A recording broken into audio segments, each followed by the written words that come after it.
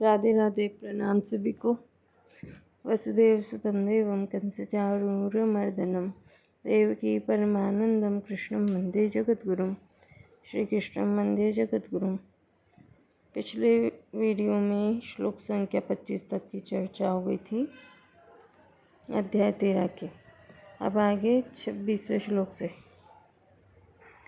पूर्व श्लोक में कहा गया है कि श्रुति परायण साधक भी मृत्यु को तर जाते हैं। तो अब यह प्रश्न होता है कि मृत्यु के होने में क्या कारण है। इसका उत्तर भगवान आगे के श्लोक में देते हैं।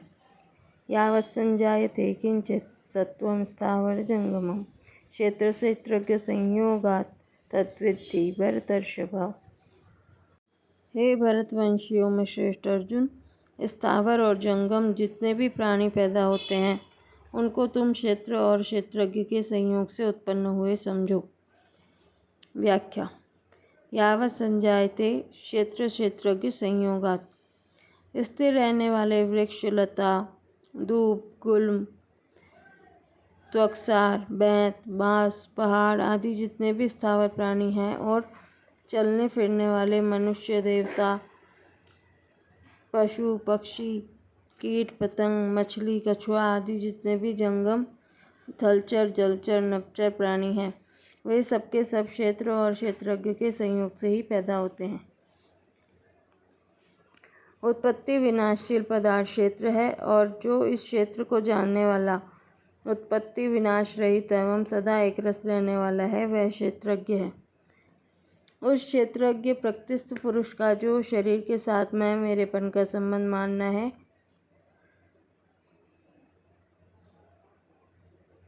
यही क्षेत्र और क्षेत्रज्ञ का संयोग है। इस माने हुए संयोग के कारण ही इस जीव को स्थावर जंगम योनियों में जन्म लेना पड़ता है। इसी क्षेत्र क्षेत्रज्ञ के संयोग को पहले 21वें श्लोक में गुणसंग पद से कहा गया।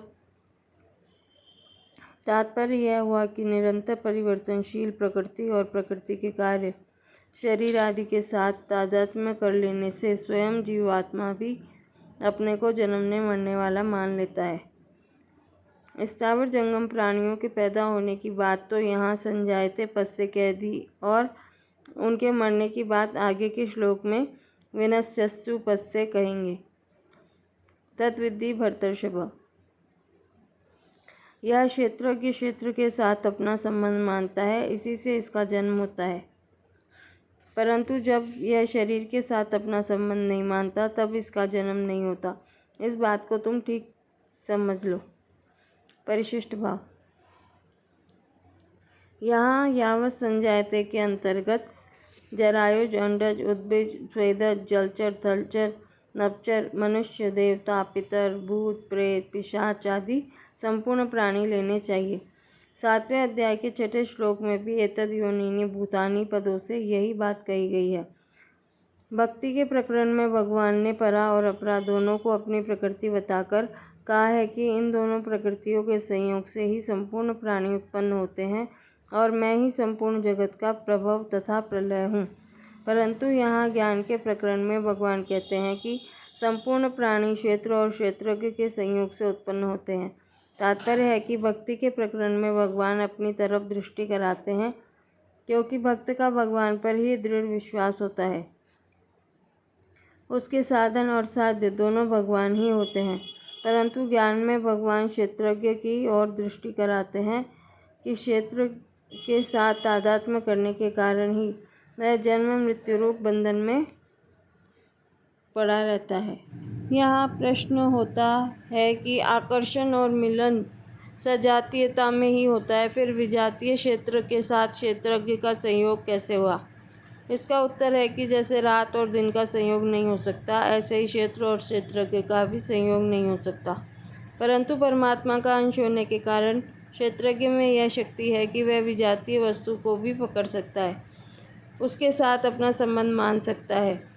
उसको वह स्वतंत्रता भगवान ने ही दी है, परंतु उसने इस स्वतंत्रता का दुरुपयोग किया, अर्थात भगवान के साथ संबंध न मानकर संसार के साथ संबंध मान लिया और जन्म मरण के चक्र में पड़ गया। पूर्व श्लोक में भगवान ने बताया कि क्षेत्र के साथ संबंध रखने से उसकी तरफ दृष्टि रखने से यह पुरुष जन्म मरण में जाता है। तो अब प्रश्न होता है कि इस जन्म मरण के चक्कर से छूटने के लिए उसको क्या करना चाहिए। इसका उत्तर भगवान आगे के श्लोक में देते हैं। समं सर्वेषु भूतेषु तिष्ठन्तं परमेश्वरं विनश्यस्य विनश्यन्तं यः पश्यति स पश्यति। जो नष्ट होते हुए संपूर्ण प्राणियों में परमेश्वर को नाश रहित और समरूप से स्थित देखता है, वही वास्तव में सही देखता है। व्याख्या। समम सर्वेषु भूतेषु, परमात्मा को संपूर्ण प्राणियों में सम कहने का तात्पर्य है कि सभी प्राणी विषम हैं, अर्थात स्थावर जंगम है, सात्विक राजस तामस है, आकृति से छोटे बड़े लंबे चौड़े हैं, नाना वर्ण वाले हैं। इस प्रकार तरह तरह के जितने भी प्राणी, उन सब प्राणियों में परमात्मा समरूप से स्थित है। वे परमात्मा किसी भी प्राणी में छोटे बड़े या कम ज़्यादा नहीं हैं। पहले इसी अध्याय के दूसरे श्लोक में भगवान ने क्षेत्रज्ञ के साथ अपनी एकता बताते हुए कहा था कि तू संपूर्ण प्राणियों में क्षेत्रज्ञ मेरे को समझ। उसी बात को यहाँ कहते हैं कि संपूर्ण प्राणियों में परमात्मा समरूप से स्थित है। तिष्ठन्तं, संपूर्ण प्राणी उत्पत्ति, स्थिति और प्रलय, इन तीन अवस्थाओं में जाते हैं। सर्ग, प्रलय, महासर्ग, महाप्रलय में जाते हैं। ऊंच नीच गतियों में, योनियों में जाते हैं। अर्थात सभी प्राणी किसी भी क्षण स्थिर नहीं रहते, परंतु परमात्मा उन सब अस्थिर प्राणियों में नित्य निरंतर एक रूप से स्थित रहते हैं। परमेश्वरम, सभी प्राणी अपने को किसी न किसी का ईश्वर अर्थात मालिक मानते ही रहते हैं, परंतु परमात्मा उन सभी प्राणियों के तथा संपूर्ण जड़ चेतन संसार के परम ईश्वर हैं। विनश्यस्य विनश्यन्तं यः पश्यति स पश्यति। प्रतिक्षण विनाश की तरफ जाने वाले प्राणियों में विनाश रहित सदा एक रूप रहने वाले परमात्मा को जो निर्विकार देखता है, वही वास्तव में सही देखता है। तात्पर्य है कि जो परिवर्तनशील शरीर के साथ अपने आप को देखता है, उसका देखना सही नहीं है, किंतु जो सदा जो के त्यों रहने वाले परमात्मा के साथ अपने आप को अभिन्न रूप से देखता है, उसका देखना ही सही है। पहले इसी अध्याय के दूसरे श्लोक में भगवान ने कहा था कि क्षेत्र और क्षेत्रज्ञ का ज्ञान ही मेरे मत में ज्ञान है। उसी बात को यहाँ कहते हैं कि जो नष्ट होने वाले प्राणियों में परमात्मा को नाश रहित और सम देखता है, उसका देखना ही सही है। तात्पर्य है कि जैसे क्षेत्र और क्षेत्रज्ञ के संयोग में क्षेत्र में तो हरदम परिवर्तन होता है, पर क्षेत्रज्ञ जो का त्यों ही रहता है, ऐसे ही संपूर्ण प्राणी उत्पन्न और नष्ट होते हैं, पर परमात्मा सब अवस्थाओं में समान रूप से स्थिर रहते हैं। पीछे के श्लोकों में भगवान ने यह बताया कि जितने भी प्राणी पैदा होते हैं, वे सभी क्षेत्र और क्षेत्रज्ञ के संयोग से ही पैदा होते हैं, परंतु उन दोनों में क्षेत्र तो किसी भी क्षण स्थिर नहीं रहता और क्षेत्रज्ञ एक क्षण भी नहीं बदलता। अतः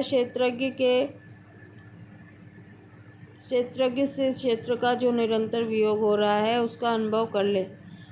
इस श्लोक में भगवान यह बताते हैं कि उत्पन्न और नष्ट होने वाले संपूर्ण विषम प्राणियों में जो परमात्मा नाश रहित और समान रूप से स्थित रहते हैं, उनके साथ अपनी एकता का अनुभव कर ले। परिशिष्ट भाव।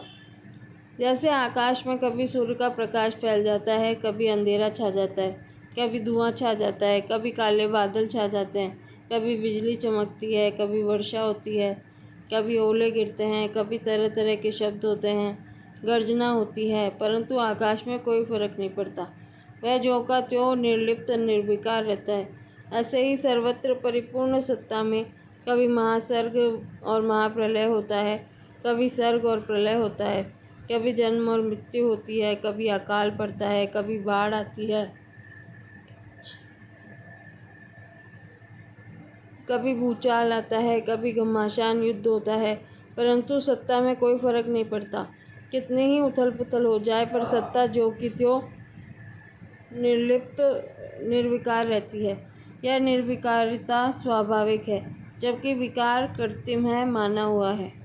बद्ध हो या मुक्त, पापी हो या धर्मात्मा, यह निर्विकार सत्ता दोनों में समान रूप से स्थित है।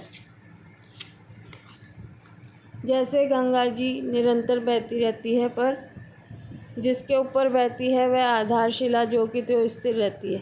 गंगा जी का जल कभी स्वच्छ होता है, कभी मटमैला होता है, कभी जल कम हो जाता है, कभी बाढ़ आ जाती है, कभी तपे पहाड़ पर वर्षा होने से जल गर्म हो जाता है, कभी ठंडा हो जाता है, कभी तेज प्रवाह के कारण जल आवाज़ करने लगता है, कभी शांत हो जाता है, परंतु आधारशिला जो कि त्यों रहती है, उसमें कभी कोई फर्क नहीं पड़ता। इसी तरह कभी जल में मछलियाँ आ जाती है, कभी सांप आदि जंतु आ जाते हैं, कभी लकड़ी के सिलपट तैरते हुए आ जाते हैं, कभी पुष्प बहते हुए आ जाते हैं, कभी कूड़ा कचरा आ जाता है, कभी मैला आ जाता है, कभी गोबर आ जाता है, कभी कोई मुर्दा बहता हुआ आ जाता है, कभी कोई जीवित व्यक्ति तैरता हुआ आ जाता है। ये सब तो आकर चले जाते हैं, पर आधारशिला जो कि त्यों अचल निर्विकार रहती है। ऐसे ही संपूर्ण देश, काल, वस्तु, व्यक्ति, क्रिया, अवस्था, परिस्थिति, घटना आदि निरंतर बढ़ रही है, पर स्वयं चिन्मय सत्ता जो का त्यों अचल रहता है। परिवर्तन और विनाश देश, काल आदि में होता है, स्वयं में नहीं। यह पश्यति स पश्यति।